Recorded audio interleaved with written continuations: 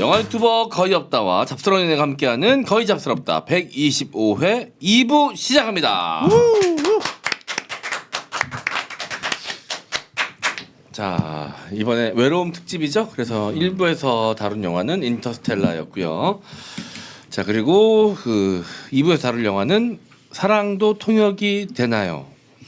이게 사실 의역이라고 하기도 좀 그렇고 우리나라에서만 이런 제목으로 붙여져 있고 네. 사실 쓰레기 번역이라고 하더라고요. 로스트 인 트랜지레이션? Lost in Translation. 트랜스레이션. 번역 속에서 길을 잃다. 네, 통역 속에서 길을 잃다. 네. 가끔 이제 그 영어지만 한국말로 전혀 번역이 안 되는 것, 한국말이지만 영어로 절대 번역이 되지 않는 것, 뭐 이런 말들이 있잖아요. 네. 아이고 같은 게 영어로 번역할 때 진짜 어렵다고 합니다. 아이고, 아이고 뭐 이런 걸 다 이러면 읍스 아이 딜이러겐. 어? 읍스. 브리트니 스피어스. 정답. 아이고가 읍스라고요. 굉장히 새로운 이론이네요. 네. 뭐 이런 거 있잖아.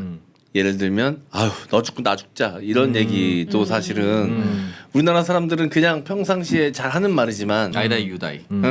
이게 영어로 진짜 영어로 너 죽이고 나 죽는다 이렇게 하면 이거 굉장히 진짜 살벌해지죠. 네. 살인 의지를 나타내는 말이잖아. 그거 둘이 먹다가 하나 죽어도 모르겠다. 이거를 어떻게 설명해야 될지 애매하다. 둘이 먹다가 왜 사람이 갑자기 죽어? 이거. 최근에는 이제 죽도록 맛있다로 번역한대요. 죽도록 맛있다. 먹다 죽겠다. 그렇게 맛있다. 그리고 뭐 너 죽고 나 죽자 같은 경우는 그냥 fuck it 이런데요. 그러니까 이게 어쨌든 그 뉘앙스를 100% 전달하기란 너무 힘들잖아요. 맞아요. 네, 그런 것들, 그런 허점과 오점들을 표현하는 말. 이 관용어고 수거라 그랬잖아. 수거인가? 로스트 인 트랜지레이션. 트랜슬레이션. 2004년이 더 그랬을 거예요 아마. 지 마음대로 할 때고 지금은 근데 굉장히 잘합니다. 그러니까 우영우 했을 때 흔히 말하는 어떤 캐릭터가 나와서 헌트에 곽도원 미니어처 아저씨가 저질 개그 막 날리거든요. 근데 그 저질 개그를 각 나라별로 각 나라 뉘앙스 맞게 다 맞춰서 번역할 수 있대요. 홍장원 씨 왔어요, 뭐 장원급제했어요, 뭐 이런 말장난 있죠. 근데 베트남 현지에 그런 말이 없잖아. 근데 그 현지에 맞춰서 다 번역을 다 했대요. 그래서 번역의 수준이 정말 끝판왕까지. 다이시 파켓이라고 그 기생충에서 네. 서울대 너 뭐 문서 위조학과 가야 되겠다를 뭐 옥스퍼드 위조학과 이런 것으로 한국 문화를 잘 이해하는 외국인이 번역을 정말 기가 막히게 해서 성공한 거 있잖아요. 우리 그 채식주의자의 한강도 영국 현지 번역을 한국에 유학 온 영국 사람이 한국말을 정확히 이해해서 베지테리안을 번역을 한 거예요. 그래서 그 뉘앙스 거의 그대로 살릴 수 있었다고 합니다. 그래서 요즘은 조금 많이 나아졌는데 이때 2004년에는 그런 게 어디 있어? 지 마음대로 한 거지 뭐. 그렇지. 그리고 저기 뭐야 원래 시장이 생겨야 수준이 높아지기 마련인데 OTT가 생기면서 이제 그 실시간 번역 이런 것들의 수요가 생기고 그러면서 이제 공급이 따라온 거죠. 공급이 따라다 보니까 공급의 수준이 높아진 것이고 굉장히 좋은 현상이라고 생각합니다. 저는. 네. 어쨌든 이 영화 속에서는 그렇게 그 소통의 어려움을 좀 표현하려는 그런 뜻이 제목으로 담긴 것 같습니다. 거의 잡스럽다 제작 지원으로 꾸준히 함께 해주시는 코어업, 룩백 미스트, 룩백 올인원 로션 이 세 가지 제품 많이 이용해 주시고 아껴 주시면 감사하겠습니다. 하루 두알 코어업 아재양을 날리자 룩백. 자, 영화 토크 해보도록 하겠습니다. 사랑도 통영이 사랑도 통영은 통역이 저기 되나요? 굴이 유명한 데가 통영이고요. 네. 통영 싹 가능하죠. 군소 존나 맛있어. 그렇지. 네, 로스틴 트랜슬레이션. 네. 자, 빌 머레이와 스칼렛 요한슨 주연의 영화입니다. 사실 둘의 나이 차이가 좀 되거든요. 게다가 이때 스칼렛 요한슨도 굉장히 젊었더만. 네, 진짜 너무 어리더라고요. 예쁘더라, 그렇지? 젊었다기보다 거의 어린 느낌. 이게 그 나홀로 집에 찍고 나서 얼마 안 되는 몇 년 안 지난 상태죠. 어떻게 보면. 한국 나이로는 20살인데 네. 그때 이제 뭐 미국 나이로는 17, 18 이럴 때였다. 그래서 뭐 이 영화로 상을 되게 많이 받았는데 뭐 시상식장에서 엄마 그때 오디션장에 데려가줘서 너무 고마웠어 뭐 이런 얘기를 할 정도로 어렸을 때더라고요. 네. 그렇게 생각하니까 첫 장면이 굉장히 과감한 시도였네요. 네. 그럼요. 그 첫 장면 사실 줄거리 소개하기 전에 첫 장면이 사실 침대 위에 누워 있는 핑크 팬티. 스칼렛 요한슨이 팬티 입은 엉덩이 원샷으로 시작을 하거든요. 이건 무슨 의미라고 생각하세요? 스칼렛 요한슨이 엉덩이로 연기한다. 아니 진짜. 방송을 엉덩이라고 받았는데 진짜 앉아 있으면 출연료 주는 데가 방송이냐? 이 상황이 방송 궁둥이라네. 멘트가 아니라 똥을 뱉네 이 새끼는 이거. 이 상황이 지 맘대로 씹으려. 이 상황이 진정한 로스트 인 트랜슬레이션이에요. 번역이 완전히 번역의 길을 완전히 잃어버려. 온갖 집중력을 일부에 다 쏟으셨네요. 네. 아 사실 저는 이 영화 끝났어. 처음 봐서 방전됐어 이게. 그 첫 장면에 굉장한 의미를 주는 건 줄 알았어요. 네. 아니 저도 그래서 감독이 네. 그렇게 첫 장면이 되게 중요한데 사실. 그래서 그냥 단순히 혹이 이 영화에서 유일한 자극적인 장면을 그런 식으로 첫 장면에 박아놓고 네. 이제부터 너희들에게 줄 수 있는 달콤함은 이게 끝이야. 뭐 이런 건가? 이런 선언인가? 아, 근데 아니면 약간 이런 건 있었던 것 같아요. 그게 되게 사실 섹슈얼하잖아요. 좀 네. 생각하면은. 굉장히 섹시해요. 근데 실제로 안 섹시해. 근데 그 장면을 볼 때 그런 느낌이 별로 안 드는 말이야. 외로워 보이잖아요. 맞아, 왜- 맞아. 네. 그러니까 이게 진짜로 궁둥이가 농담이 외로워 아니라 스칼렛 요한슨이 이 첫 장면에서 엉덩이로 연기했다라는 말이 진짜로 있어요. 그러니까 외로움을 표현하는 엉덩이라는 것이. 그냥 뒷모습이라고 할까? 외롭지 않은 엉덩이에요. 외롭지 않은 엉덩이 어떻게 표현해? 외롭지 않은 왜냐면 엉덩이는 그 팬- 포개져 있어요.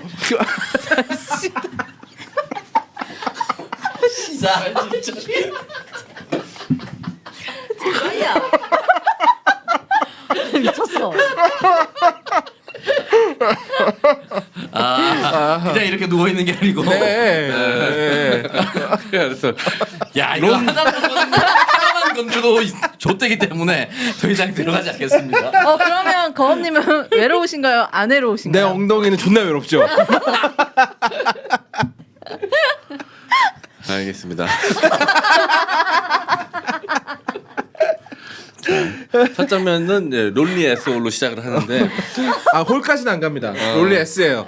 네, 롤리 S. 롤리 네. S 그 팬티가 그 좀 얇아 그래가지고 맞아요. 비쳐. 그래서 살짝 비치죠. 엉덩이 골이 거의 보일 정도인데 음. 그렇게 말로 설명하면 되게 섹시해야 되는데 섹시하지 않단 말이야. 그리고 그 색깔도 핫핑크도 아니고 뭐 베이비 핑크도 아니고 복숭아 색깔. 복숭아 그래 복숭아 색깔 약간 살 피부톤이랑 비슷한 나는 그 팬티에서 느껴지는 뭐라 그럴까 이 권태로움이 있더라고. 굳이 얘기를 해보자면 이건 약간 진지 빨고 얘기하는 겁니다.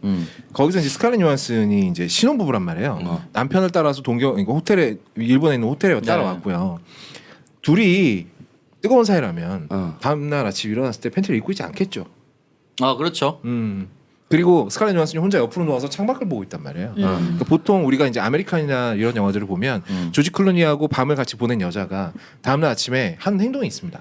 이게 남자에게 보내는 시선이라든지 이런 것들을 스칼렛 요한슨이 일체 배제하고 그러니까 어떤 사랑에 빠진 여자가 보여주는 행동들을 뭐 일체 배제하고 그냥 혼자 외롭게 혼자 누워 있는 모습을 표현한 거예요.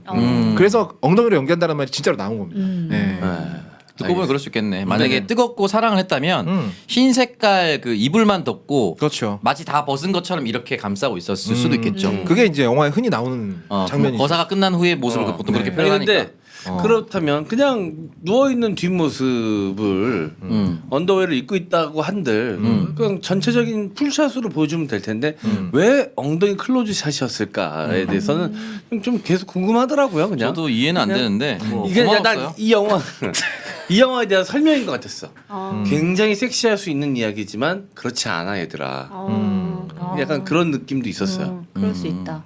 그리고 저는 이 왜냐면 장면이 타국에서의 내 배우자가 아닌 다른 이성과의 이런 설레이는 만남 되게 섹시하게 흘러갈 수 있는 이야기잖아. 근데 이 영화는 실제로 굉장히 담담하게 흘러가지 흘러가지 않습니까? 그 첫 장면을 딱 그렇게 보여준 것 같아요. 저는 이 첫 장면이 영화가 텍스트가 아니라 영상 언어라는 걸 그러니까 통역이잖아요. 그러니까 통역 속에서 길을 잃다. 결국은 언어가 뭔가 잘못됐다는 얘기인데 영화의 언어는 뭐겠어요? 영화의 언어는 눈으로 보여지는 것과 귀로 들리는 소리와 카메라의 움직임과 그런 모든 것들이 합쳐진 분위기란 말이에요. 그러니까 처음에 잘못 번역될 수 있을 만한 장면을 하나 던진 거죠 감독이. 일부러 네. 영화 주제로. 저는 완전히 이번에 처음 봐서 처음 딱 보고 스칼렛 요한슨이 나오고 와 네. 씨발 이 영- 오프닝에서 야 시작 이 정도면은 뭐 이 생각했겠네. 줄리아 로버츠의 입 크기를 제대로 활용할 수 있는 영화였구나라는 생각을 또 했었죠. 네. 하지만 그렇지 않다. 다 여기 번역 오류잖아요 지금. 네. 통번역 오르죠. 네, 통번역 오류죠. 네. 자, 알겠습니다. 자, 줄거리 소개는 우리 손문선 씨가 해주시겠습니다. 네. 개봉 연도가 2004년입니다. 이때까지만 해도 이제 뭐 유튜브, SNS 이런 게 없을 때죠. 네. 있었어도 이렇게 많은 사람들이 쓰지 않을 때. 네. 그래서 뭔가 지구 대통합이 되는 시기가 아니었어요. 그래서 미국에서 보는 일본은 아주 상당히 낯선 동양이었을 겁니다. 그래서 영화에서 이런 거를 좀 잘 보여주거든요. 네. 미국인 남녀가 낯선 일본 땅에서 우연히 만나서 7일 동안 뭔가 잠시 감정을 교류하는 그런 내용의 영화입니다. 미국의 유명한 배우인 밥 해리스라는 남자가 있는데 빌 머레이가 연기했고요. 밥 해리스는 위스키 광고를 찍으러 일본에 왔고요. 산토리죠, 산토리. 네, 산토리 야마자키. 스칼렛 요한슨이 연기한 샬롯이라는 여자는 남편을 따라서 일본에 왔습니다. 남편의 일을 따라온 거죠. 근데 밥은 광고 촬영하고 뭐 일본에 이제 방송 스케줄 같은 거 하고 이러는데 일본 사람들하고 이제 현지 스태프들하고 아예 거의 소통이 안 되는 지경이에요. 통역사가 있지만 소통이 잘 안 되죠. 통역사 쓰레기죠. 존나 일본말로 존나 떠들었는데 한마디로 설명하자. 네. 고개를 돌려요. 개 쓰레기로 통역을 합니다. 사실 이거 때문에 몇 번 터졌습니다. 존나 자세하게 설명을 했는데 이쪽으로 봐주세요라는 뜻입니다. 아니 원래 빌 머레이가 또 진짜 대단한 코미디 배우거든요. 그럼요. 네. 그렇기 때문에 빌 머레이가 갖고 있는 또 그 해악이 있어 연기에 그런 것들이 뚝뚝 이게 표정 연기에서 묻어나거든. 맞아요. 표정 연기로 진짜 너무 잘하더라고요. 네. 미국인들이 제일 좋아하는 연기 있어요. 무뚝뚝한 코미디 연기. 그러니까 별거 안 하는데 그냥 웃긴 사람 있잖아요. 그냥 데려다만 놓으면 웃긴 사람 중에 하나가 빌 머레이이기 때문에 네. 뭐 크리스락은 뭐 진짜 무자다다다다 떠들어서 웃기지만 빌 머레이는 그냥 무표정한 표정 하나로 웃긴다. 최양락 같은 캐릭터라고 생각했어요. 네, 그리고 뭐 의사소통이 좀 안 되는 상황에서 뭔가 좀 답답함을 느끼기도 하고 고립되는 느낌을 갖죠. 그리고 자기를 알아보는 미국인들이 있는데 어쨌든 얘는 유명한 배우니까 그 사람들은 자기를 배우로만 보는 거예요. 그러니까 오히려 더 불편해합니다. 네. 그런 사람들은. 그러니까 이런 어떤 환경 속에서 밥은 좀 고독함을 많이 느끼게 되고요. 샬롯은 결혼 2년 차, 어떻게 보면 신혼이지만 남편을 따라서 일본에 와서 있는데 자기가 하는 일은 없고 그냥 와서 있는 거예요. 호텔에만 그냥 네. 머물고 있지. 버티는 거죠 그냥. 시간을 거의 견디는 중이에요. 남편은 너무 바빠가지고 거의 낮에는 혼자 지내고 있는데 무료하고 권태롭고 그러면서도 이제 샬롯도 여기서는 완전 이방인이잖아요. 그래서 얘도 외로움에 좀 빠져 있죠. 근데 밥하고 샬롯이 같은 호텔에 묵고 있습니다. 그러다가 어느 날 둘 다 이제 잠을 못 이루다가 호텔 라운지에서 우연히 만나게 돼요. 그래가지고 서로 낯선 곳에 있는 외로움에 대해서 좀 이제 감정을 얘기를 나누는데 서로 굉장히 많이 공감하게 됩니다. 그래서 이렇게 첫 만남에서 탈출을 함께 하자고 모의를 하죠. 농담이긴 했지만 지금 탈출 계획 세우고 있어요. 함께 할래요? 첫 만남에서 나눈 대사가 그거였잖아. 맞아요. 이제 반대편에 이제 혼자 위스키를 마시고 있을 때 이빨은 저렇게 터는 거구나라는 걸 다시 한 번 더 느꼈습니다. 잘 털죠. 네. 네. 네, 이렇게 각자 가정이 있는 상태의 두 남녀가 낯선 일본에서 만나서 7일 동안 일탈은 아닌데 일탈이 아니라고 할 수도 없는 그런 일들을 겪게 되는데 뭐 영화는 계속 그런 걸 보여줘요. 그냥 잔잔하게 둘이 같이 놀러 다니고 밥 먹으러 가고 뭐 잠 못 드는 밤에는 같이 방에서 뭐 술을 마시면서 그러다가 한 침대에 같이 누워가지고 얘기하다가 잠들고. 그 침대에 누워 있는 그 장면 뭐 얼마나 찍었는지 모르겠는데 되게 다 감독이 공들인 장면인 것 같고 두 배우 둘이 별거 아닌데 되게 어려운 연기를 하거든요. 그 자기 허벅지에 닿아 있는 그 여자의 발을 만지는 빌 머레이의 그 손 연기 멈칫멈칫하다가 이렇게 만지면서 남편 얘기를 하죠. 남편이 넌 너무 저보고 남편이 너무 잘난 척한대요. 그러니까 빌 머레이가 이렇게 듣고 있다가 손을 이렇게 움찔움찔하더니 그 자기 허벅지에 닿아 있던 여자의 발을 이렇게 토닥토닥하면서 그렇지 않아요. 라고 얘기하는데 그 장면 묵직하더라. 지 마누라 아니니까 그냥 마음 편하게 얘기하는 거. 근데 처음 만난 여자한테는 네. 단점도 다 장점으로 얘기하지. 그럼. 지 마누라였어 봐. 넌 그걸 좀 고쳐야 돼. 맞아. 그 얘기 잘했다. 넌 그게 문제야. 어쨌든 밥하고 나랑 샬롯 똑같은 생각하는 사람이 또 있구나. 밥과 샬롯은 이렇게 서로의 입장을 이해하다가 서로 연민을 갖게 됩니다. 근데 밥은 유명한 배우고 뭐 여러 가지 좀 성공한 그리고 나이도 좀 있는 사람이지만 중년에 위기를 겪고 있다고 해야 되나요? 네. 네, 되게 일단 와이프가 고마워. 쌍년이에요. 쌍년이라기보다는 이제 너무 익숙해진 거지 삶에. 그럼 쌍년인 거죠. 까탈스러 익숙해지면 그래서 쌍년입니까? 누구 아니, 혹시 익숙해진 사람이 있어요? 기다려봐봐. 이거 정리할 거야. 시간 필요해요? 시간 필요해. 야, 시간 5초만 줘. 하나. 오케이. 너무 익숙해져서 고마움을 모르면 그때부터 쌍년이 되는 거죠. 3. 근데 사실 저희는 빌머레이 입장에서만 보는 거고 그 와이프 입장에서는 남편이 내가 원하는 걸 주지 않을 수도 있는 거잖아요. 그러니까 그 와이프 입장으로 그럼 영화를 따로 만들면 되잖아요. 그럼 우리가 그 입장도 볼 수 있으니까. 영화가 나오기 전까지는 우리 빌머레이 입장에서 볼 수밖에 없는 거죠. 되게 단조로울 것 같은데 영화가 남편한테 계속 카페트 물어보는 거. 와인 아니야, 색을 또 찾아라. 거기서 또 치정극이 나올 수도 있죠. 어. 아니 영화배우 와이프인데 좀 어리지 않겠어요? 젊지 않게 상대적으로? 그럼 이제 언페이스풀 같은 영화 나올 수도 있죠. 아니 왜냐면 네. 그래서 빌머레이가 중간중간 와이프한테 계속 외로운 순간마다 전화를 한단 말이야. 사실 그게 전체적으로 보면 좀 기분 나쁜 순간이지. 왜냐면 여기서 이 여자 갑자기 샬롯? 샬롯 스칼렛 요한슨과 만나고 난 다음에 뭔가 욕망하지만 누르잖아 결국. 그리고 방으로 돌아와서 아내한테 전화하는 장면이 몇 군데 있단 말이야. 그거는 되게 복잡한 감정이거든 사실. 죄책감에 전화를 거는 걸 수도 있고 아니면 이 여자랑 끝내 풀지 못한 그 욕정 혹은 외로움을 결국 그냥 자기 익숙한 사람인 아내한테 전화를 걸어서 풀려고 하는 걸 수도 있고. 그러니까 마치 나는 빌머레이가 내가 지금 약간 흔들릴 것 같은데 나 좀 잡아주지 않으련 이렇게 그런 전화를 거기도 했는데 하지. 응. 아내는 끝끝내 카페트 얘기밖에 안 그쵸. 하잖아요. 그래서 이제 전화 괜히 했어 이러고 끊죠. 그러니까 계속 아내하고도 통역이 잘 안 되는 거지 지금. 그렇죠. 그쵸. 그러니까 이게 통역 속에서 길을 잃다 굉장히 중의적인 얘기고 사실 진짜로 길을 잃은 사람들은 빌머레이와 스칼렛 요한슨이 아니에요. 이 사람들은 애초에 만날 사람들이 아니었거든요.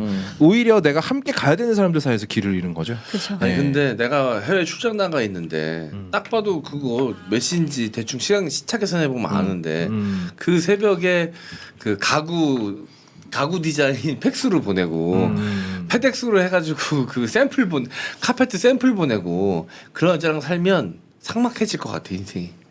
아 그렇구나. 나는 좀 다르게 봤는데. 난 되게 세심하다고 생각했는데. 멀리에 가 있고 이렇게 떨어져 있는데도 이 의견을 들어보려고 하는. 남편 취향을 맞춰서 하려고 그거를 계속 이렇게 팩스도 보내고 세부적으로 막 근데 한다. 답은 정해져 있잖아. 다. 아 그랬어요? 그리고 보통 이렇게 필요 이상으로 중간 과정을 보고하는 거는요. 보통 이제 슈킹 칠 때 그렇게 됩니다. 잠시만요. 저희 혹시 핸드폰 진동 네. 진동? 올리시는 거? 핸드폰 진동 타작 소리가 너무 세게 들어요. 아 그래요? 타작 그만 치겠습니다. 네. 네. 아 저는 근데 그거는 아마 저 카페트값 한 4배 뻥치기해서 불렀을 거예요. 슈킹일 수도 있지만 네. 집착인 거죠. 남편이 딴 데 가서 딴 생각할까봐 내가 주어진 과제에 몰입할 수 있도록 과제를 준 거죠. 되게 이거 다 좀 남자들은 다르다. 다르게 생각한다. 나는 이거죠. 되게 충실하다고 생각했어. 나는 감시한 거라고 생각했어요. 저는 충실하다고 생각하진 않았어요. 아, 그래요? 저는 이 관계에서 헤어질 결심에 이정현이랑 박해일 같다고 느꼈거든요. 아. 그러니까 A를 말하는데 B로 받는 와이프나 그러니까 이런 것들이 같은 언어로 얘기를 하고 있는데 이렇게 다르게 해석할 수 있구나라는 그리고 와이프는 직진만 합니다. 그런 것들이 되게 그 헤어질 결심에 이정현 씨랑 되게 이정현 씨 캐릭터랑 비슷하다고 느꼈어요. 그러네 비슷하네. 그리고 이랬잖아요. 나는 와인색을 골랐지만 뭐 나는 와인색을 좋아하지만 뭐 골라봐라는 게 일단 답은 정해져 있는데 너에게 선택권을 줄게. 근데 답은 정해져 있어. 뭐 이런 것들이. 그건 매기는 거 아닙니까? 그 정도. 답은 정해져 있는데 선택하라니요. 근데 무슨 말입니까? 실제 네. 결혼 생활이 다 그렇지 않나요? 네. 그러니까 이거는 나의 의사를 물어보는 게 아니라 맞춰보라는 거지. 퀴즈인 거야. 퀴즈를 그렇게 수고롭게 페덱스 보내가지고. 별의별 걸 다 해야 되는구만. 그 맛이 있거든. 존나 멀리 가서도 내 앞에 줄 세우는 그 느낌 있거든. 아 진짜. 어쨌든 네, 어떤 밥은 연애를 이런 했는지. 상황이에요. 여러분 뭔지 아시겠죠? 네, 중년의 어떤 위기를 겪고 있다고 해도 되는데 이 얘기를 이런 자기의 속마음을 샬롯에게 털어놔요. 아내랑 이 대사가 나오죠. 아내랑 처음 만났을 때 너무 뜨거웠고 너무 사랑했었다. 근데 애들 낳고 뭐 오래 살다 보니까 우리도 되게 건태로워졌다. 그러면서 이제 이런 얘기들을 공허하게 하죠. 그래서 밥의 아내가 밥을 좀 아이들의 아빠로만 혹은 돈을 벌어오는 가장으로만 대하는 느낌은 있긴 있습니다. 그래서 이런 얘기들을 하면서 농담처럼 밥이 자기 이제 가면은 빨간 스포츠카를 사야 되겠다고 어. 예, 그런 말을 하거든요. 근데 샬롯이 뭐라고 말해주냐면은 당신은 정말로 그 스포츠카를 사야 된다고. 어. 돌아가면 꼭 사야 된다고 이렇게 말을 해줘요. 어. 그렇게 말해주는 사람 처음이겠죠. 그 되게 그 장면이 좋았어요. 저는 그 대사가. 마누라였으면 정신머리 없이 좀 애들 지금 대학 가는데 좀 돈이 얼마 들어가는데 이렇게 얘기했겠죠. 아마. 옛날만큼 벌지도 못하면서 지랄하네 막 이랬겠지. 머리 다 빠져가지고 스포츠 어떤 년이 좋아하냐? 날릴 머리카락도 없는 주제에 오픈카에 오픈해도 잘 어울리겠네. 이렇게.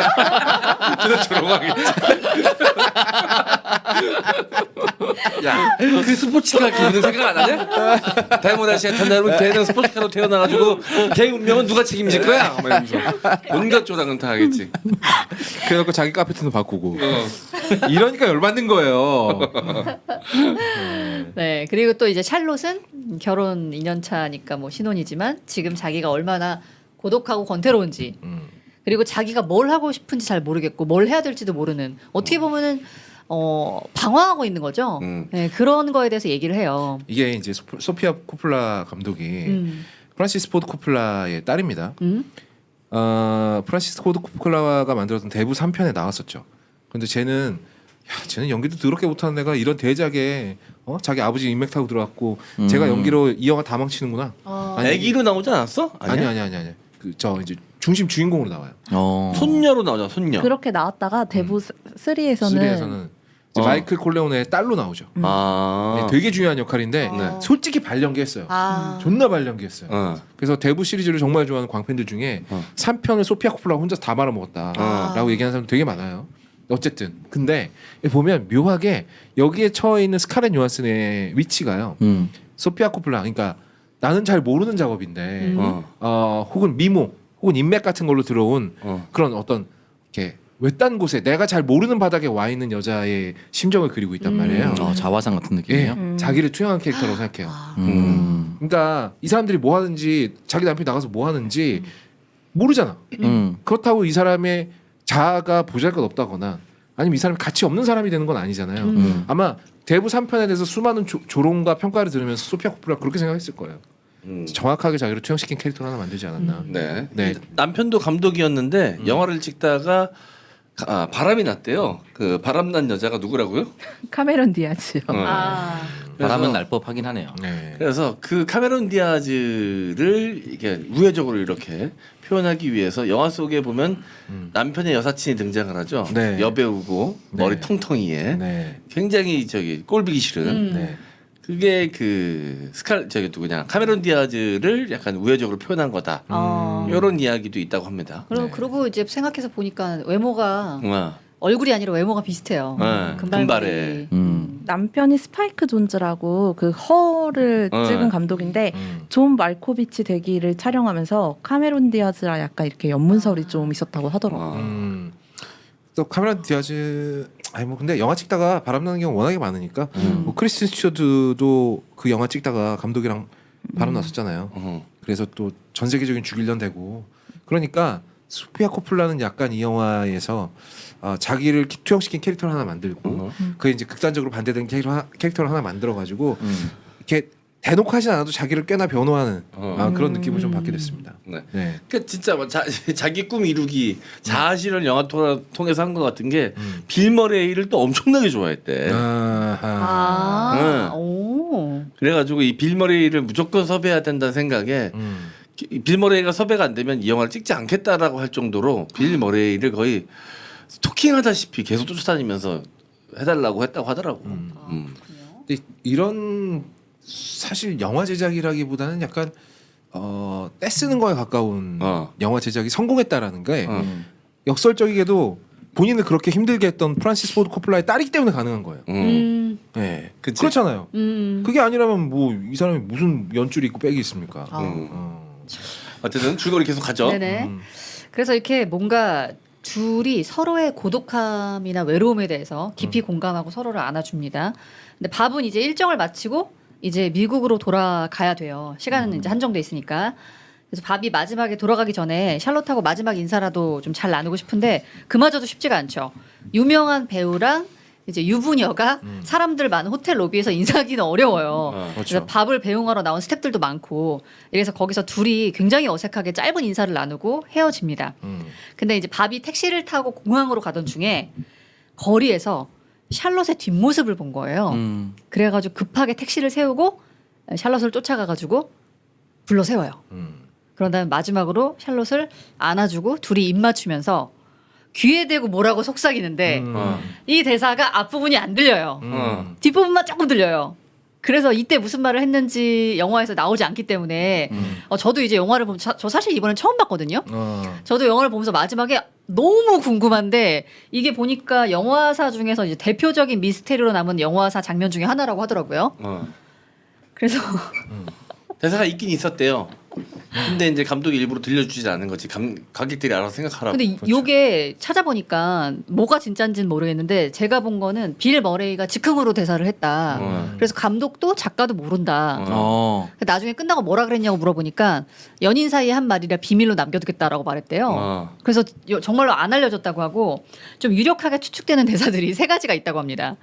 첫 번째가 다음 광고 촬영 때까지는 너를 못 볼 거야. 남편한테 가서 진실을 말해. 오케이?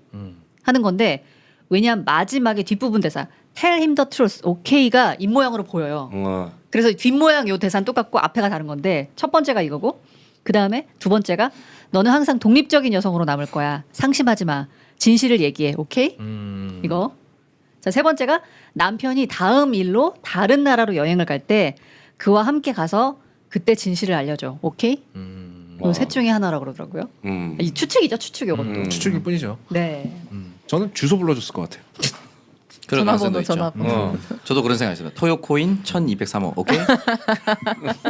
토요코인 돌아가는 거 아니야 얘는. 다시 이게 사기친 거지. 하루 뒤에 간. 그렇지. 사기친 거지. 나 사실 하루 뒤에 가. 토요코인 1300이. 오케이? 야, 근데 너무 야 여기 원래 호텔은 뭐였지? 이거 하얏트, 나오는데 하얏트 아니야? 파크. 좋은 그랜드 호텔, 하얏트? 좋은 호텔이죠. 그랜드 하얏트, 파크 하얏트였나? 파크 그랜드 하얏트. 하얏트였나? 파카야트. 근데 그 토요코인으로 간다고. 왜냐면 안 걸려야 되니까. 그렇지. CCTV가 없는 데로 데스타니까 가야지. 데스타니까 오히려 안 걸리는 곳으로. 너무 유명한 호텔로 가면 100% 걸리죠 로비에서. 그지? 안 올 법한 곳으로 근데 가죠. 이렇게 생각할 수도 있죠. 우리 여성분들은 어떻게 생각하셨습니까? 작가는 무슨 대사일 것 같았어? 적어도 그냥 보내지 않거든. 저도 그냥 보내진 않았네.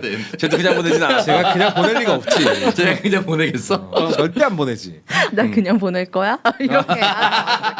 그렇게. 우리의 사랑을 완성하자. 뭐 이런 느낌으로. 근데 아니 이게 저는 이렇게 남겨두는 거 싫어요. 왜냐면 딱 끝내야지 끝낼 수 있습니다. 자야 끝납니다. 이런 거. 자야 오히려 자면 깔끔하게 더 안 끝나요. 끝나지 않아요? 자면 안 아니, 잤는데 막 기가 막혀서 막 근데 그런 경우가 진짜 손에 꼽기 때문에 거의 진짜 없다고 보거든요. 도대체 저는. 그렇게 끝낸 남자가 몇 명이 있는 거야 너? 아니 그러니까 뭔가 미련을 남겨두면은 자꾸 그럼. 생각나잖아요. 그러니까 한 번 딱 자고 끝내야 돼요. 너는 헤어질 결심을 그렇게 재밌게 봤다는 애가 자고 끝내야 된다고? 안 됩니까? 나쁩니까? 자기가 계속 헤어질 결심 보는 것도 네. 뭐안 잤기 때문이야. 계속 보다 보면 그렇지. 언젠간 자지 않을까라는. 근데 빌머레이의 나이나 이런 거 이제 러닝머신 뛰다가 뒤로 딸려 들어가는 체력을 봤을 때 분명히 만족시키기 힘들었을 겁니다. 아마 그걸 알고 빌머레이도 물러났을 거예요. 아니면 아니야. 반대로 얘기했어. 야, 그 여자 팝 가수랑 잤을 때 그 여자가 샤워하면서 콧노래 불렀어. 가수니까 뻑하면 노래 튀어나오겠지. 아니면 네. 너무 심심해서 노래라도 불러야 되겠다 싶었다든지. 손문선 씨는 어떤 말이었을 것 같아요? 저는 그냥 영화를 보자마자는 뭔가 뭐 사랑한다. 이렇게 너를 다시는 너를 잊지 못할 거다. 약간 이런 류의 멘트일 거라고 생각을 했거든요. 근데 나중에 이 대사를 보니까 이게 좀 와닿는 것 같아요. 어떤 거? 뭐? 뭐 이 세 가지 대사가 사실 맥락은 다 똑같잖아요. 네. 그러니까 너가 이렇게 살면 안 된다. 네가 지금 이렇게 권태롭고 외롭다는 거를 꼭 그에게 말해라. 이런 대사였을 것 같아요. 이걸 보고 이게 나니까. 제일 설득력이 있는 것이요. 음. 그러니까 여기서 저기 뭐야?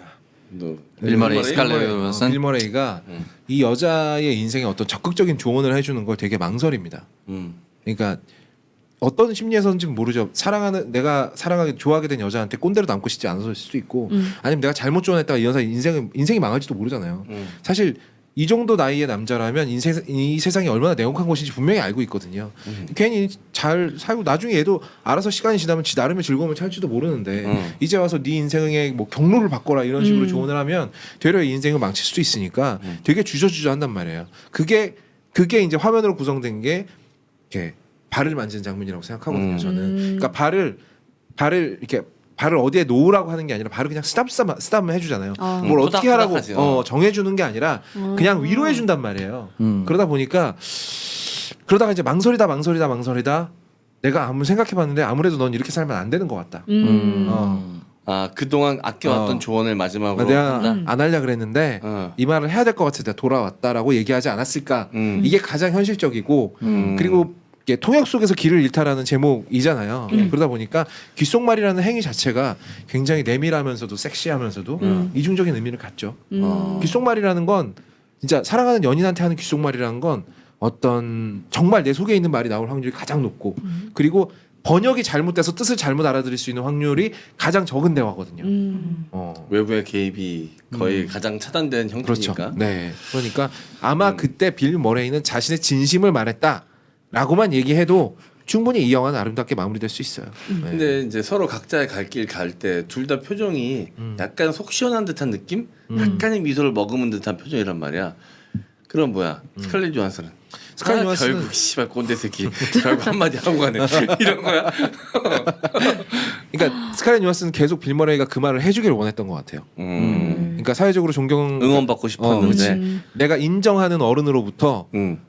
너 지금 아무래도 그 길은 네 길이 아닌 것 같아라는 얘기를 들으면 아마도 자존감이 높아짐과 동시에 내가 어떤 일을 할 수 있다는 자신감을 얻지 않았을까 라는 생각이 들고 빌 머레이는 할까 말까 계속 망설이던 얘기를 해버렸으니 당연히 속이 시원하겠죠. 네.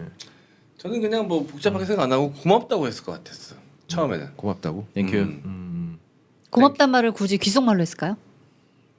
굳이? 일부러 귀에 바람 좀 넣으려고.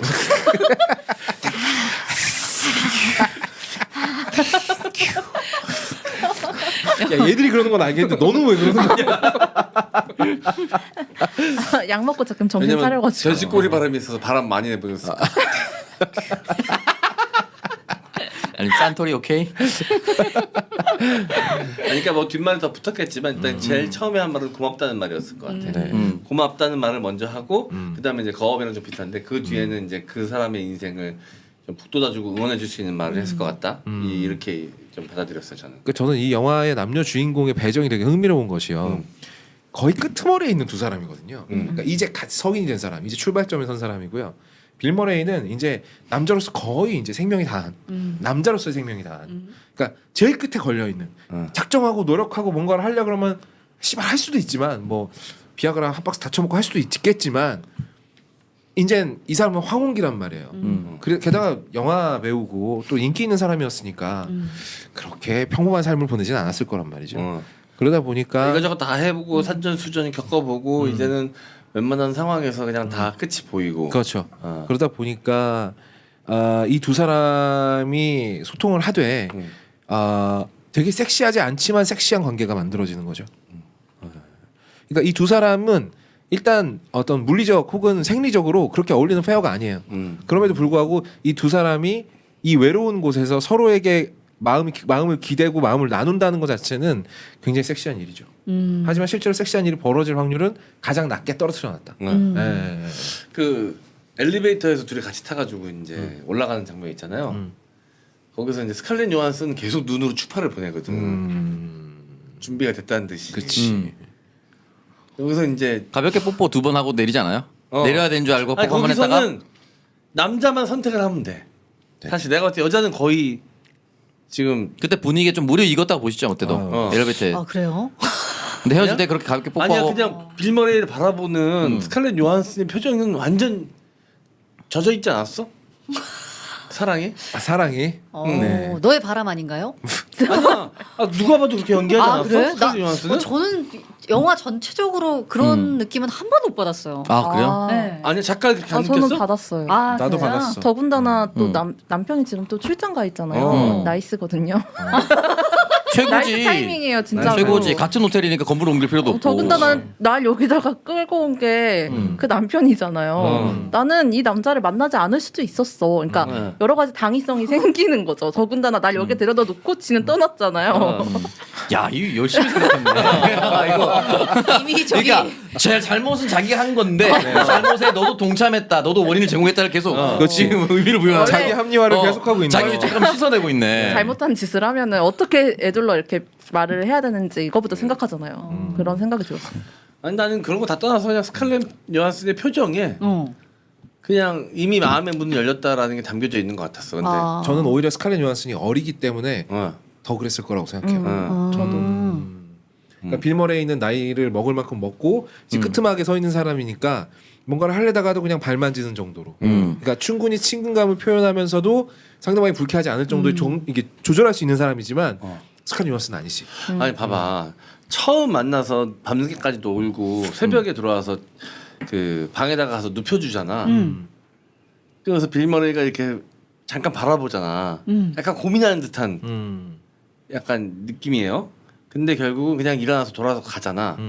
봐봐 스칼렛 요한슨도 나이 어쨌든 결혼한 유부녀고 알 거 다 알죠. 알 거 다 할 나이에 남자가 그렇게 침대 안겨서 올 때도 보면 앉아. 남자죠. 앉아 목을 팔로 감고 있다고. 그래. 앉아. 근데 누웠는데 집에서 이렇게 침대에 눕혔는데도 계속 자. 신생아도 아니고. 그렇지. 신생아도 깨. 아니 이게 신세가 약간 100% 깨져. 이런 느낌이었어요. 아예 그런 섹슈얼한 거를 둘이 전혀 생각하지 않았다는 아닌데 물론 언뜻 중간중간 그런 생각을 할 수 있죠 남녀니까. 근데 둘이 결정적으로 서로에게 원한 건 그런 게 아니었다는 느낌이 들어서. 그건 맞는데 순간적으로 선택을 할 수 있잖아. 그래도 이런 기회가 다시 오는 거 아니야? 불꽃을 틔울 수 있는 순간은 분명히 있었다. 여러 번 이게 있었죠. 아까워서도 이 순간이 아까워서라도 불꽃은 아직 튀지 않았지만 빌 머레이는 이렇게 딱 그냥 정립하는 있었지. 느낌으로 그냥 한번. 그래 부싯돌 없으면 돌에다 내 머리 박아서라도 불꽃은 나올 수 있는 아니 거거든요. 그 상황에서 통제할 수 있을까 과연 진짜로. 근데 만약에 거기서 빌 머레이가 만약에 키스부터 들어왔다 그러면 안 받아줬을까 스칼렛 요한슨이? 안 된다고 얘기했을 것 같아요. 너라면 누나라면. 아, 빌 머레이 내 스타일 아니어가지고. 그럼 밀어내 혀를 이렇게?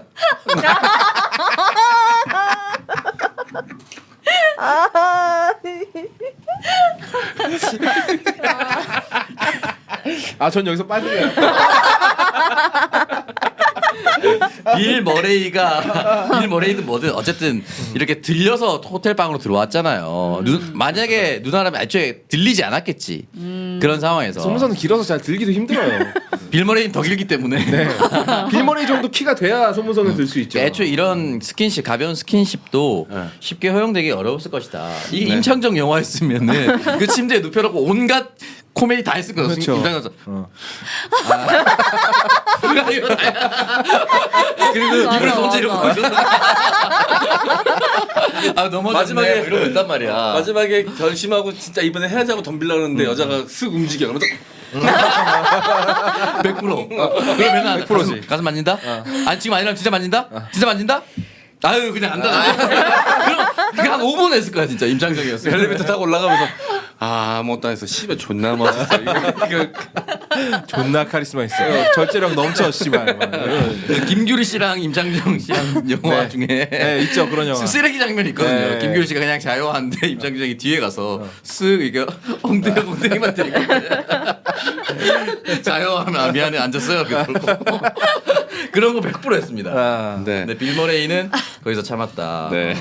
아니 어쨌든 이 영화의 전체적인 결을 봤을 때 둘 사이에 허용되는 스킨십은 마지막에 키스 정도가 다지 사실. 네. 근데 만약 여기서 스킨십이 심하게 있었으면 이 영화 제목이 사랑통이 되냐가 될 수 없었죠. 네. 네. 근데 저는 그 첫 장면에서 뭐 스칼렛 요한슨이 엉덩이로 연기했다고 했는데 저는 스칼렛 요한슨이 되게 젊은 여성이잖아요. 그러니까 약간 그런 외로움도 되게 많이 담고 있다고 생각했거든요.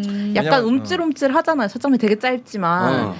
그리고 뭔가 계속 그 거리를 배회하면서 그 약간 침대에서 풀어내지 못한 남편이랑 지금 한창 뜨거울 텐데 더군다나 물론 일 때문에 이곳에 오긴 했지만 여행이라는 게 또 일상을 벗어난 상황이니까 훨씬 더 뜨거울 수 있는 조건이 다 주어졌는데 계속 힘들어하잖아요 밤마다 또. 나는 남편- 많은 성적 함의가 있었다고 봐요. 네. 어. 근데 저도 되게 많이 동의해요 말씀하신 거에. 근데 빌 머레이가 거기까지 가지 않겠다. 근데 또 빌 머레이도 웃긴 게 자기가 또 풀 건 풀거든요. 맞아. 그러니까 거기 재즈 가수랑. 네, 그러니까 성적 욕구가 없다는 건 아닌데 여기서는 그러니까 지켜주고 싶다는 아니지만 나를 지키는 것도 좀 있었던 것 같아요. 그 여자와 이제 끝까지 잠자리까지 가지 않았던 건 그 여자를 지켜주고 싶다보단 나를 지키고 싶다라는 의미가 그 좀. 재즈 가수랑은 그냥 그렇게 한 번 하고 끝낼 수 있는 사람이거든. 그러니까 한 거고 나이 먹으면 그 촉이 기가 막히거든. 이 사람이랑은 그냥 이렇게 한 번 하면 그냥 한번 회포 풀고 끝나겠다. 아니면 얘랑은 한 번 하면 이거 좀 가야 되는데 이 촉이 생기거든 나이 먹으면. 그렇지 않아요? 왜 다들 왜 갑자기 말잖아요. 전 잘 모르겠어요. 네 나이 먹고도 그거 모르면 너 인생 줬대 사고나. 아니 모르고 안 하면 되잖아요. 네, 모르 아예 알 일이 없으면 되는 거 아닙니까? 그래라 엄마. 아니 근데 안정 말이 맞아요. 딱 눈빛만 봐도 그러니까 사람들이 어른들이 그런 얘기 하잖아요. 난 딱 얼굴 보면 감이 와. 이런 말씀도 하잖아요. 어렸을 때 되게 코웃음 쳤거든요. 근데 내가 그때 아버지 나이 정도 됐는데 왠지 좀 알겠어요. 얼굴 보면 보이는 게 있어요. 얼굴이라기보다는 행동 거지를 보는 거죠. 행동 거지 여러 가지를 종합적으로 판단하는 거지. 여러 가지를 종합적으로 판단해 봤을 때 뭐 당연히 다 맞는 것도 아니고 틀릴 때도 많지만 맞출 때가 더 많은 것 같아요. 또 네. 가끔씩 또 틀리길 바랄 때도 있어요. 드로우한 사인 아닌데 드로우한 사인이었으면 좋겠다 생각하고 들어가는 경우도 있어요. 그러면 이제 인터스텔라 정신이 발동되는 거죠. 모험과 프론티어 정신이. 그러다가 그 네. 17년 같은 7년의 감옥 생활을 보내겠죠. 어쨌든 뭐 이 네. 영화 그 아주 오묘한 매력이 있습니다. 네. 일본에서 이제 촬영이 됐고 짧은 시간 뭐 7일 만에 다 찍었대. 뭐 저예산 누가 봐도 돈이 들어갈 건 없었는데 없는 없죠. 그런 영화죠. 실제 이 영화 속에 일본에 머무르는 시간이 7일인데 한 27일. 27일 촬영을 야, 돈 제일 많이 진짜 들어간 거는 그 오마카세 집 계산하는 게 제일 비싸지 않았을까요? 호텔 룸값 빼면은 네. 네. 그래서 처음에 이 빌 머리가 일본이라는 도쿄라는 이 도시에 굉장히 좀 적응을 못하고 빨리 떠나고 싶어하는 공간이었습니다. 그런데 스칼렛 요한슨과 어느 정도 감정적 교류를 나누고 이렇게 함께 시간을 보내고 나니까 마지막에는 막 안 하려고 했던 토크쇼도 출연해 가면서 시간을 늘리려고 하고 떠나기 싫어하죠. 빌 머레이가 수틀리면 그냥 촬영장에 안 나와 버립니다. 그 정도로 데스타고요. 모두가 인정하는 사람이기 때문에 이게 위치가 대단한 사람이에요. 그래서 우리나라로 치면은 누구쯤 될 수 있어? 우리나라는 비교할 위치가 없고요. 우리나라 가수로 치면은 조용필급 정도 될 거예요. 코미디언으로서 영화계와 코미디언으로서 아. 갖는 입지가 그렇기 때문에 또 이제 성격이 그렇게 좋은 사람도 아니거든요. 코미디언들이 성격 좋은 경우가 별로 없습니다. 얼굴에 딱 개팍함이 쓰여 있잖아. 네, 그런 연기도 많이 하고요. 그러다 보니까 촬영장에 그냥 뭐 영화를 촬영을 한다 안 한다 얘기도 안 한대요. 시나리오 받아보고 시나리오가 마음에 들면 그냥 그날 촬영장에 나온대요. 안 나오면 안 하는 망했구나. 거구나? 어. 좀 진상이다. 도라이네요, 근데. 왜냐면 약속인데. 그러니까. 작가 입장. 섭외했는데 안 오면 근데 본인은 한다 안 한다 얘기를 안 했잖아요. 약속을 안 한 거라고. 근데 다른 구두상 사람들은 약속도 약속이죠. 근데 다른 사람들은 스태프들은 기다려야 되는 거잖아. 맞아요. 감독이 그날 빌머레이 안 나타나면 음. 이제 다른 배우를 찾고. 대박이다. 그럼 귓속말로 스칼렛 요한스한테 네 엉덩이 때문에 촬영장 나왔어. 오케이? 얘기한 거 아닐까요?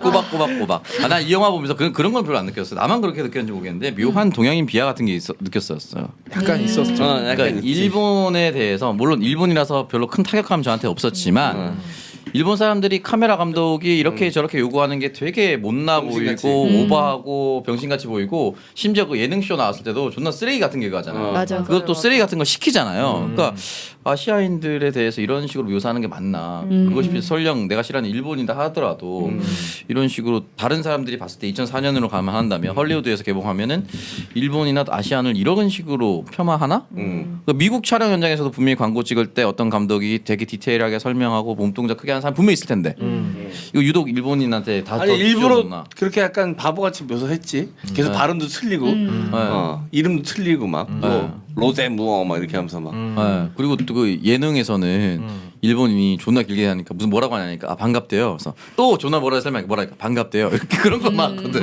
맞아. 바보 통역사를 붙여놓은 거야. 그거 보면서 웃기긴 웃기면서도 짜증 나더라고. 그래서 얼굴 개그만 하거든요. 그때 계속 그런 게 좀 너무 약간 비하적인 느낌이 좀 들었어요. 저는 보는데. 그러니까 소피아 코플라 감독이 그렇게 나이 먹고 찍은 영화도 아니고 성숙해서 찍은 영화도 아니에요. 그러다 보니까 이제 더 잘 됐을 때 더 칭찬을 많이 받았던 건데 아마도 미국인들이 이해할 수 있는 이것도 마찬가지예요.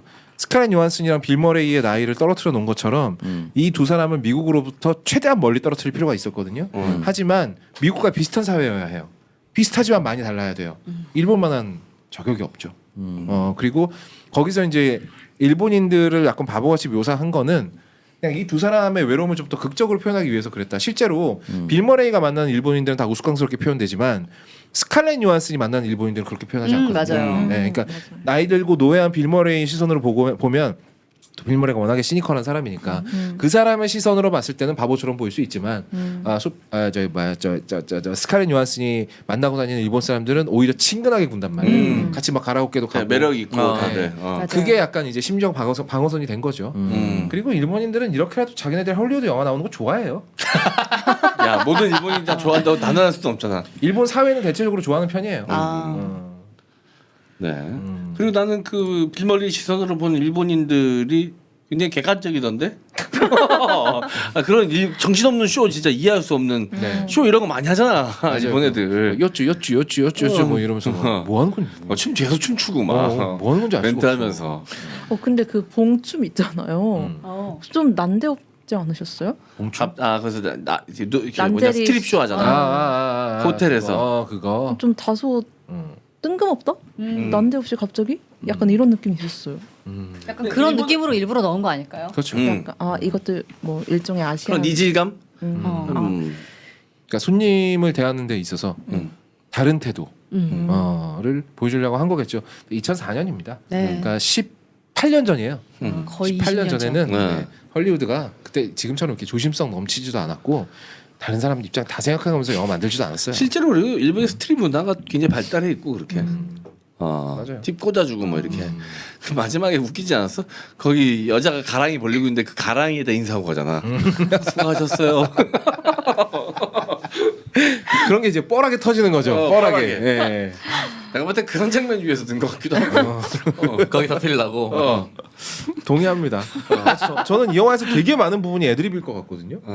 저도 그렇게 생각합니다. 아니 27일 동안 찍으면서 뭐가 계획대로 되고 뭐가 뭐 그렇게 됐겠어. 맞아요. 일단 되는 거 찍는 게 중요하지 않았겠어? 그렇죠. 그리고 빌 머레이가 초반에는 분명히 촬영이 협조적이지도 않았을걸요.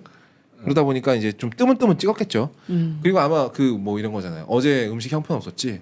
맞아. 어떤 음식점이 손님한테 고기를 굽게 하냐? 이런 대사들 있잖아요.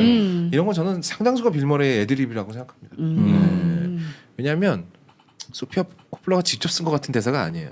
노련한 개그맨이 칠 대사지 이거는. 네. 그 오마카세 집에서는 대부분이 그 거의 꽁트 형식의 개그였어요. 뭐 했는지 기억이 안 나는데 그게 만약에 칼이면은 뭐 음식으로 내냈겠지라고 했었나? 뭐 그런 있었어요. 그래서 당신도 그 칼 쓰냐고 막 그런 식으로 그 네. 메뉴 있냐 뭐 이런 식으로 한 개그였어요. 정확히 기억 안 나는데 그 전체적인 상황이 거의 애드립이지 않았을까라는 생각이 들 정도로 티키타카를 완전히 혼자서 풀어 나가거든요. 그거는 혼자 썼을 것 같아요, 그냥. 네. 네. 이 빌 머레이가 여기서는 그러니까 약간 되게 저격이죠. 그러니까 스칼렛 요한슨도 굉장히 저격이지만 빌 머레이가 혼자 그렇게 뻘한 개그를 치는데 그러니까 페이소스가 있다라는 게 이렇게 중요한 거죠. 만약에 빌 머레이 말고 뭐 다른 배우 있잖아요. 뭐 지금 잘 나가는 뭐 아담 샌들러나 아담 샌들러 맞지 이름이? 네. 아담 샌들러 이런 사람이 있으면 그냥 웃기려고만 노력하는 걸로 보였을 텐데 빌 머레이는 그 와중에도 웃기면서도 외롭다는 느낌이 오잖아요. 그 느낌을 줄 수 있는 배우를 캐스팅하는 게 아마 이 영화의 가장 큰 흥행이래. 성공과 실패를 가르는 요인이 아니었을까. 빌 머레이가 제 역할을 해줬기 때문에 영화가 그 전체적인 외로운 분위기를 해치지 않으면서도 중간중간 뻘한 웃음이 터지는 그런 재밌는 영화가 된 겁니다. 근데 이 영화를 조금 나이 연령대가 어린 사람들이 보면은 별로 좋아하지 않을 것 같아요. 네. 왜냐면 공감이 하나도 안 될 것 같아요. 저도 어렸을 때 봤는데 처음 봤을 땐 그죠? 이해를 못했어요. 공감이 그래서, 전혀 안 될 것 같은데 지금 저 정도 나이가 저 처음 봤다고 했잖아요. 이 정도에 와서 보니까 일단은 샬롯은 내가 지나온 나이고 그러니까 나도 이런 경험을 했었고 20세가 돼서 성인이 됐는데 뭘 해야 될지 모르고 뭐 어떻게 살아야 될지 전혀 모르게 감을 못 잡고 방황하고 이런 시간이 있었고 이걸 살고 살아서 물론 이 영화 속에서 빌 머레이 같은 나이는 아니지만 거기까지는 안 갔지만 어쨌든 좀 많이 왔잖아요. 그러니까 이 사람의 입장도 너무 둘 다 이제 공감이 되는 거예요. 그러니까 영화가 재밌지. 이렇게 그치. 공감이 안 되면은 이 영화는 사실 되게 지루할 것 같아요. 나도 20대 후반에 처음 봤나? 한 두 번 실패했던 것 같아. 초반에 보다 왜 이렇게 재미없어?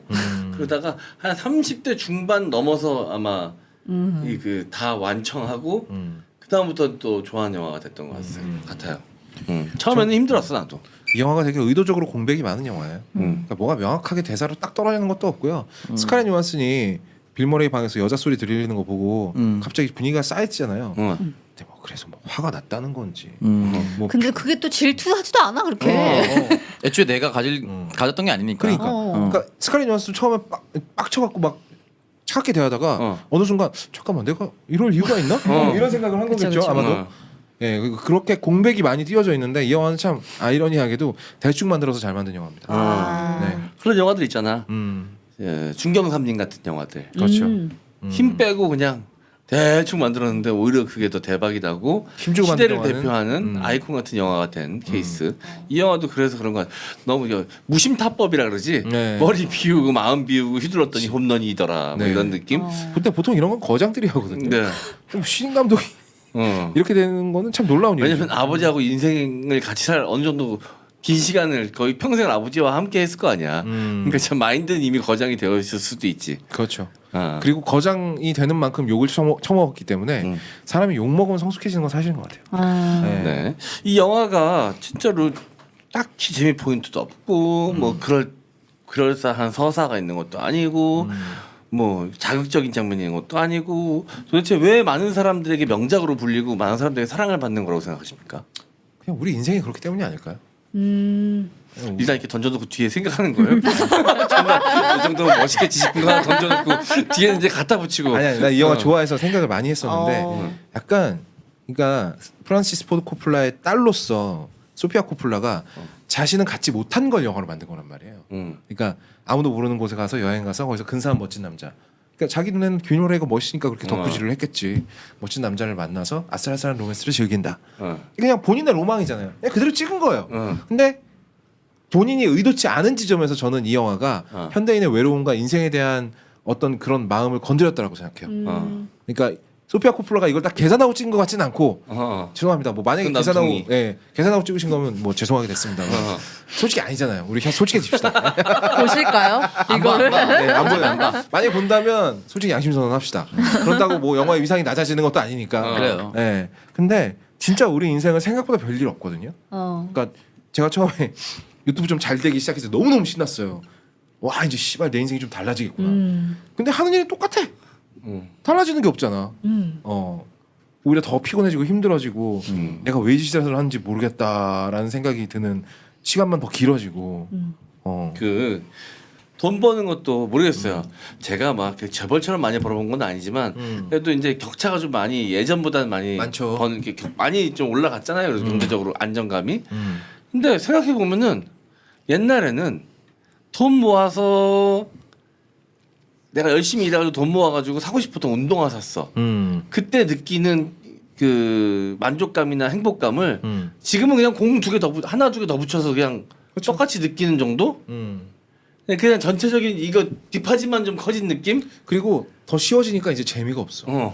예전에 제가 시계 매니아라서 시계 콜렉션을 해서 그때는 정말 한 1년 모아가지고 이런 시계 하나 샀단 말이에요. 지금은 그냥 가서 사면 돼. 이거 주세요. 이러면 된단 말이야. 그러니까 재미가 없어. 굳이 내가 이걸 왜 모으고 있지? 언제든지 살 수 있는 건데. 그치? 그러니까 이제 더 이상 시계도 안 사요. 나도. 그래서 전통적으로 가장 나에게 행복감을 주는 남을 까는 그렇죠. 거기에 집중하는 그것만은 해도 질리지가 않다. 그러니까 아무리 내 위치가 달라져도 네. 아무리 내가 돈을 많이 벌어도 네. 그 까는 재미만큼 변하지 않는 거야. 아 전혀. 아 정말 저는 그래서 뒷담화가 최고구나. 네 서울대학교 카터 이런 영화들 많이 나왔으면 좋겠어요. 심지어 카터 손도 안 댔어요. 네. 저는. 서울대 제작전 낚여서 봤단 말이야. 네. 창수가 카터도 한번 봐봐. 그 제가 말씀드렸죠. 영화 리스닝 영화라고 예고편 보면. 그것만 여전히 재밌고 그리고 뭔가 이제 성장시키는 재미라는 게 또 있더라고요. 그러니까 M장도 자기 채널 있잖아요. 저는 이제 제 채널 말고 대한뉴스 채널을 만들어서 이걸 이제 형들하고 같이 해가지고 이제 사업하는 재미 같은 거. 그러니까 왜 남자들이 이렇게 나이 먹으면 자기 걸 갖고 싶어하고 자기 일을 갖고 싶어하고 자기 사업을 갖고 싶어하는지 알겠어요. 왜냐하면 돈도 돈인데 재밌어요. 목표가 생기는 거거든요. 원래 네. 그 사람의 인생이 다 비슷해가지고 누구더라 무슨 심리학자 유명한 사람이 이제 인생을 다 8단계로 나눠놨잖아요. 40대가 생산기라 그래서 이렇게 뭔가 후학을 양성하거나 자기 일을 성장시키거나 맞아. 다 이제 이런 데서 즐거움을 느낀다고 하니까 네. 아마 많은 다르지 않겠죠. 사람들이 네. 그러겠지 뭐.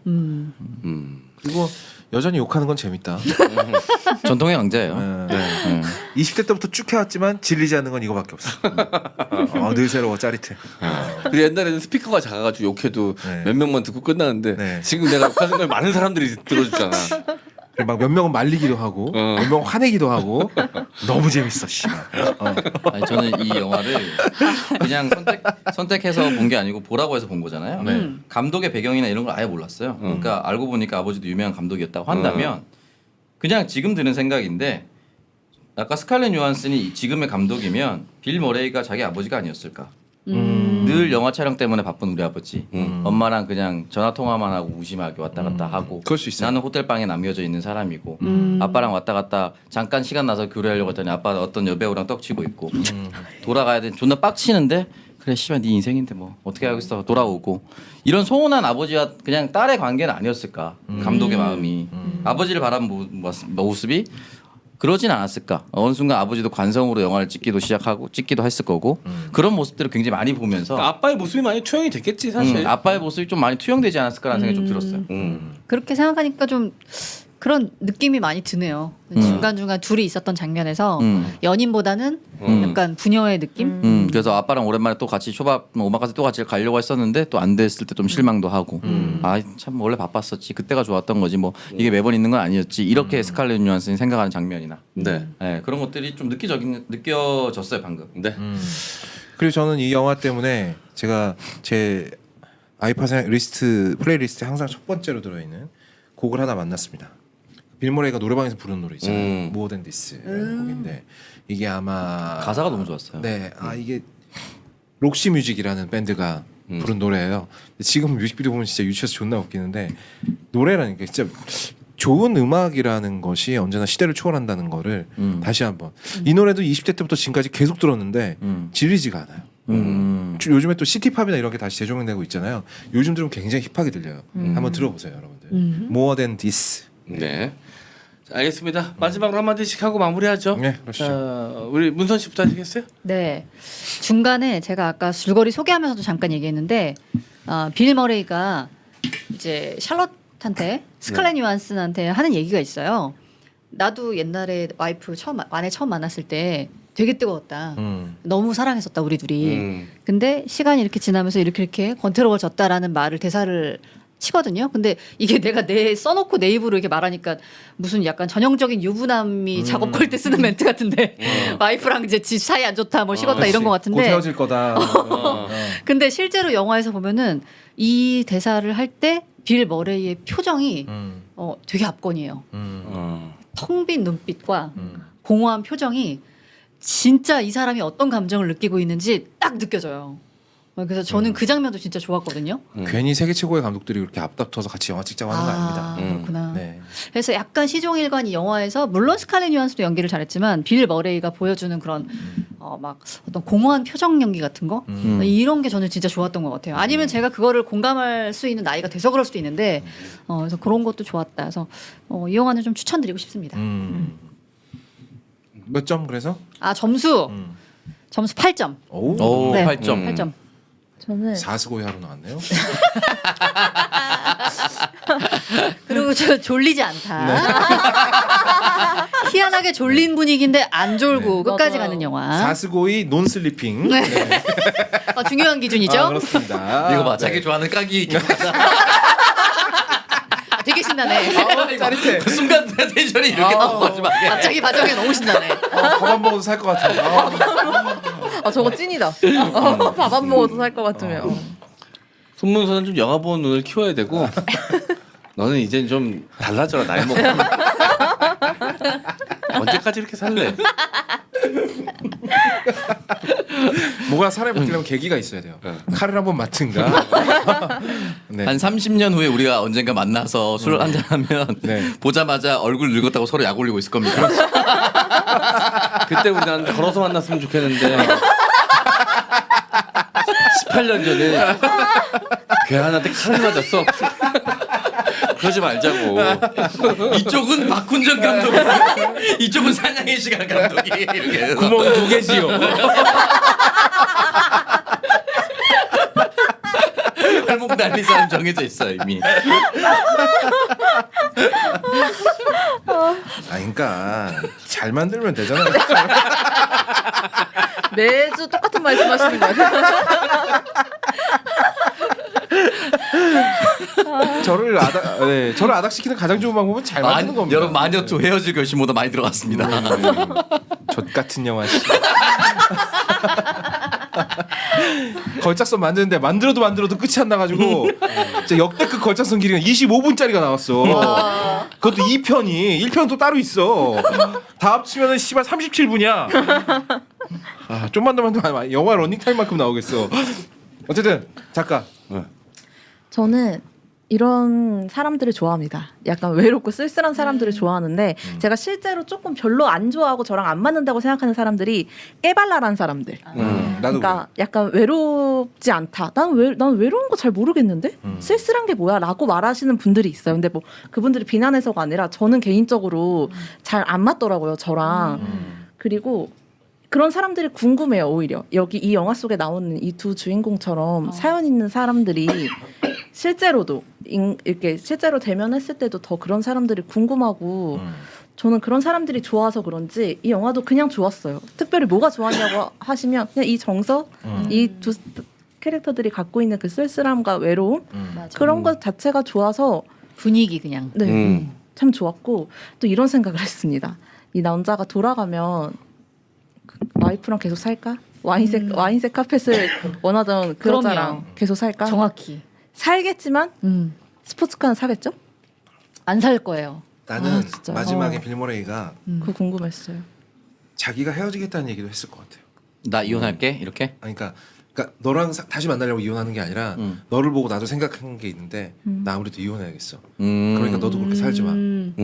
라고 얘기했을 것 같아요. 아 우리가 원하는 삶을 살자.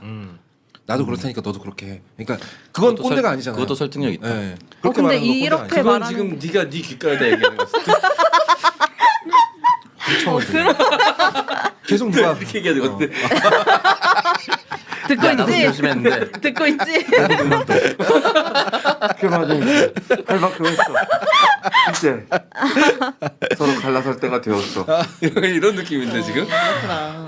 내가 5만 원 줄 테니까 누가 너 귀에다 얘기 좀 해줘. 휠체어 굴리던 손마저 없어지겠네요. 전동으로 이제.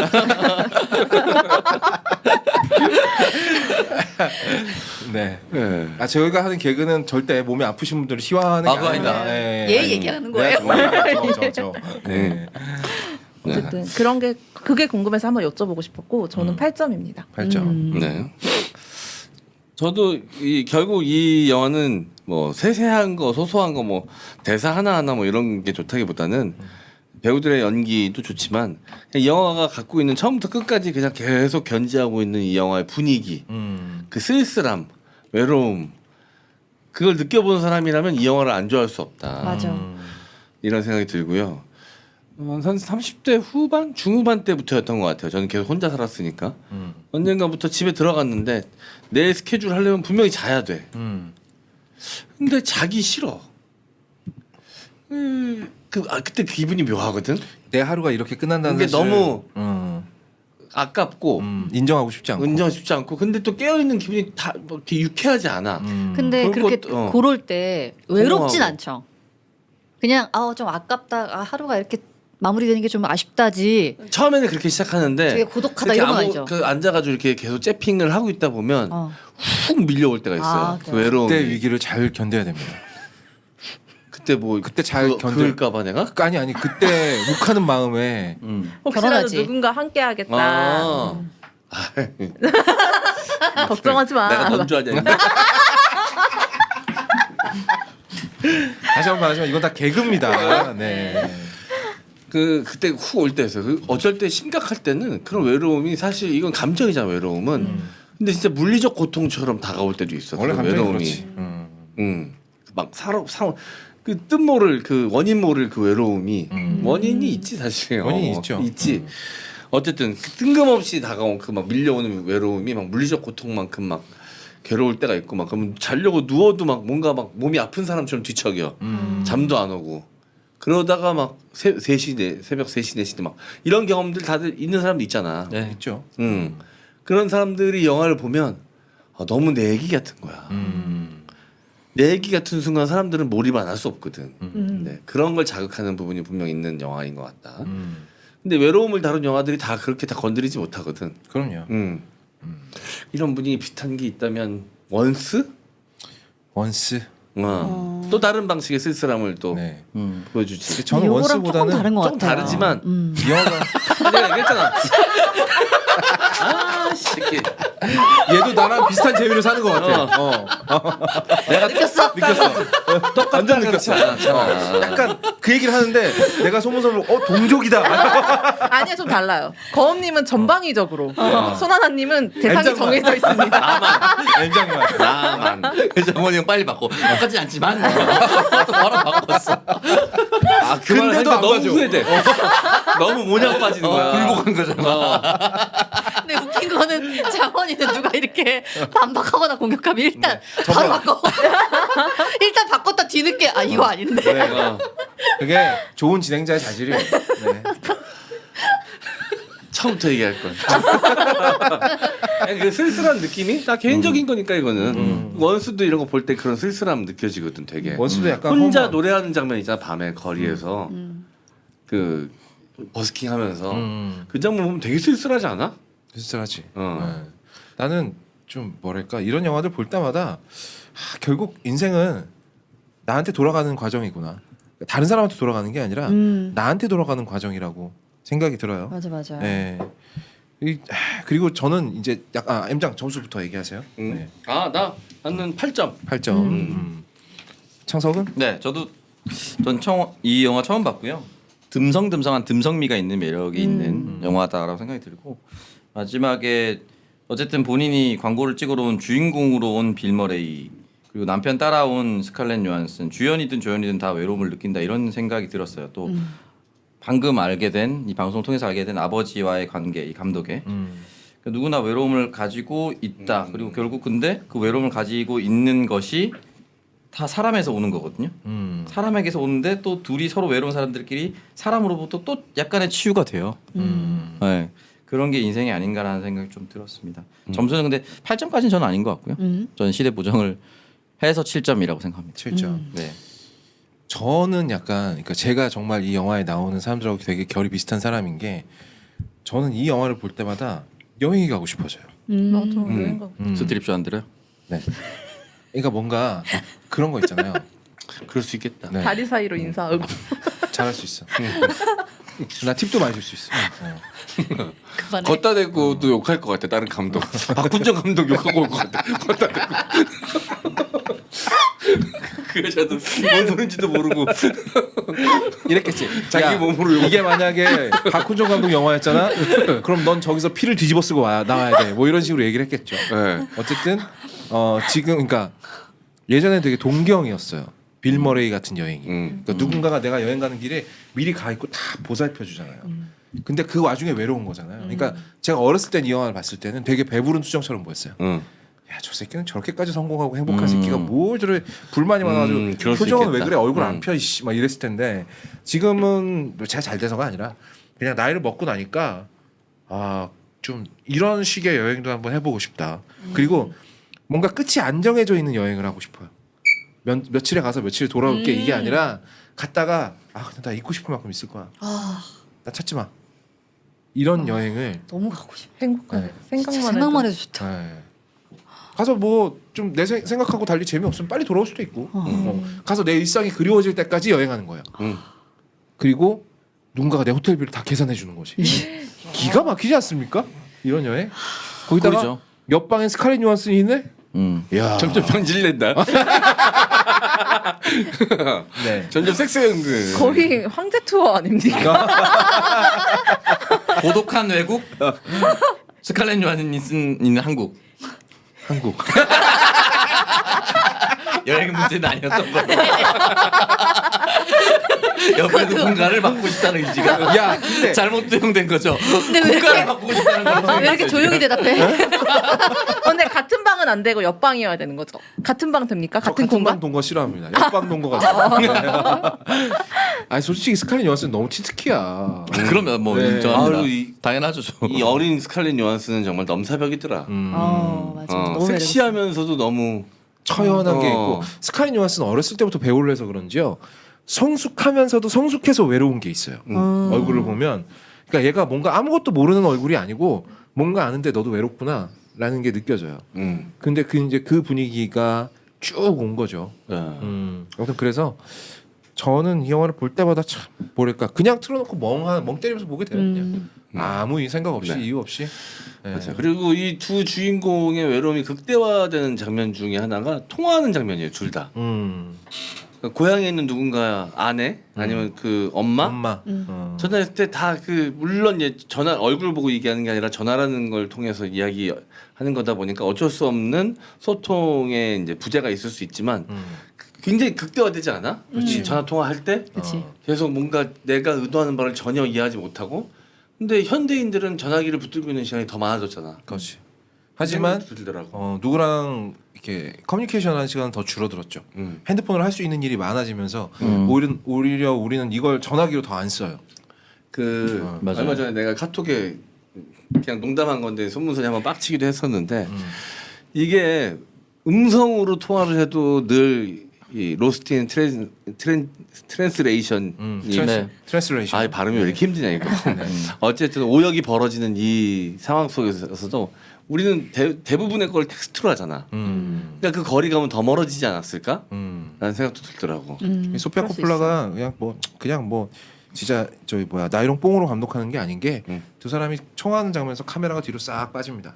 이 사람이 이렇게 큰 공간에 텅 비어 있는데 혼자 우뚝 서 있는 그런 식의 잔재주도 잘 부려요.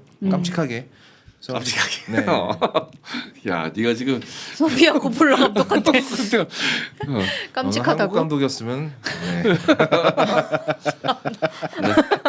그냥 이거 웃기려고 한 소리고요. 네. 네. 자 어쨌든 몇 점입니까? 아 맞다 점수. 아 영화를 너무 좋아해서 객관적인 평가가 솔직히 말씀드리면 불가능합니다. 저한테는 거의 9점짜리 영화고요. 하지만 객관적으로 그냥 영화 자체만 놓고 봤을 때 완성도나 이런 걸 본다면 그래도 9점이에요. 근데 그 9점은 3점 정도는 빌 머레이가 했고요. 한 1.5점 정도는 스칼렛 요한슨이 했습니다. 네. 감독의 점수가 많이 낮네요. 그리고 솔직히 뽀록 점수도 빼고 싶은데 뽀록까지 감독이 기획했으니까. 그게 운이에요, 뽀록도 사실은. 그렇죠. 네. 운도 실력이지. 어쨌든 거업은 이 영화 보면서 여행이 가고 싶다 그랬는데 이 영화가 진짜 하고 싶은 얘기는 사실 공간보다 중요한 건 사람이다라는 얘기 아닐까?